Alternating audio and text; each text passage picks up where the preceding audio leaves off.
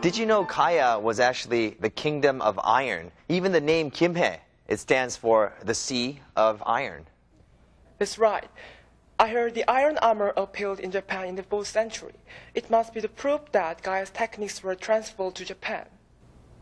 If they could make those strong weapons and armors, then why couldn't Gaya exist longer? Let's take a look at the Korean peninsula in the 4th century. China was going through civil wars among the many kingdoms on its land. During this period, Goguryeo formed an alliance with Shilla to strike Baekje and Gaya.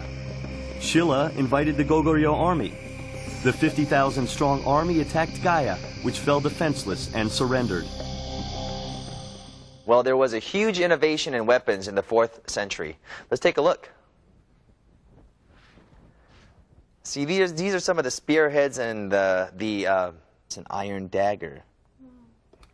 That's from the 4th century. The weapons of the 4th century were often narrow, pointy, and diamond-shaped. The arrow points were sharp and triangular by this time.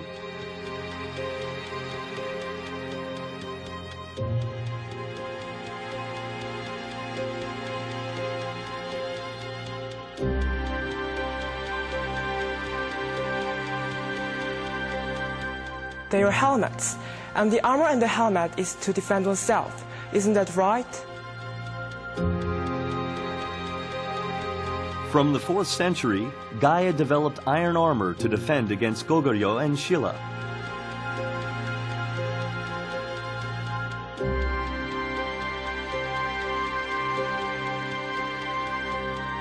A professional band of warriors in iron armor and helmets were trained. The relics show they rode horses, too.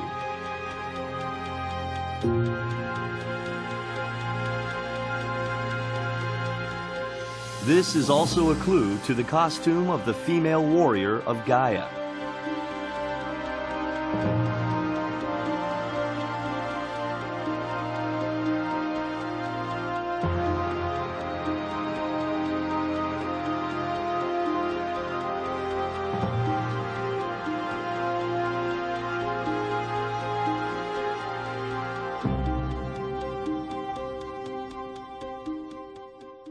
I'm thinking if Gaya had female warrior, does that mean a national mobilization of Gaya people?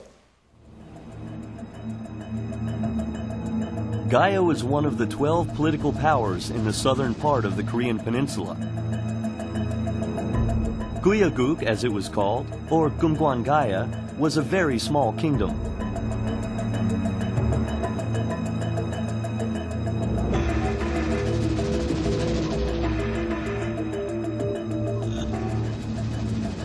Women participated to defend against the armies of Goguryeo, the mightiest in Eastern Asia at the time.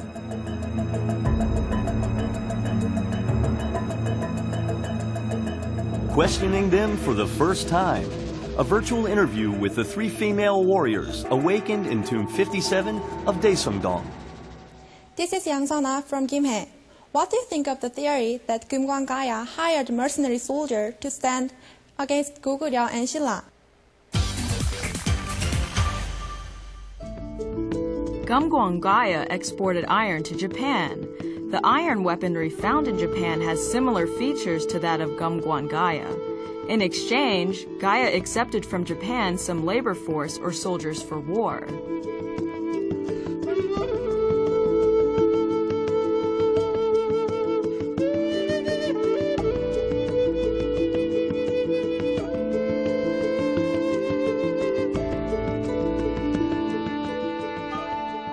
Then, what happened to the female warriors? Did they just disappear? Did they ever get together again to rebuild Gaya?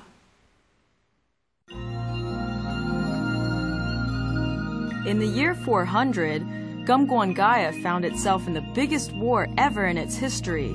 Amid the collapsing alliance of Gaya kingdoms, the female warriors stood up for the revival of Geumgwan Gaya.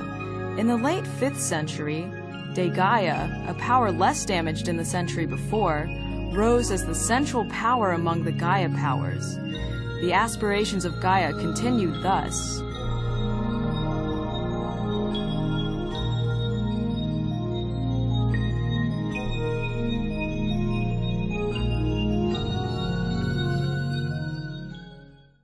Today we had a chance to meet the first female warriors in Korean history. What'd you think? I was a little sad that the women of Gaya had to fight for their country. Well, what about you? I was impressed by their spirit. They are brave and ready to take on whatever they could for Gaya. We explored Gaya, the Iron Kingdom. Join us again next week for more mysteries and more secrets on Korean history. Goodbye, everyone. Bye.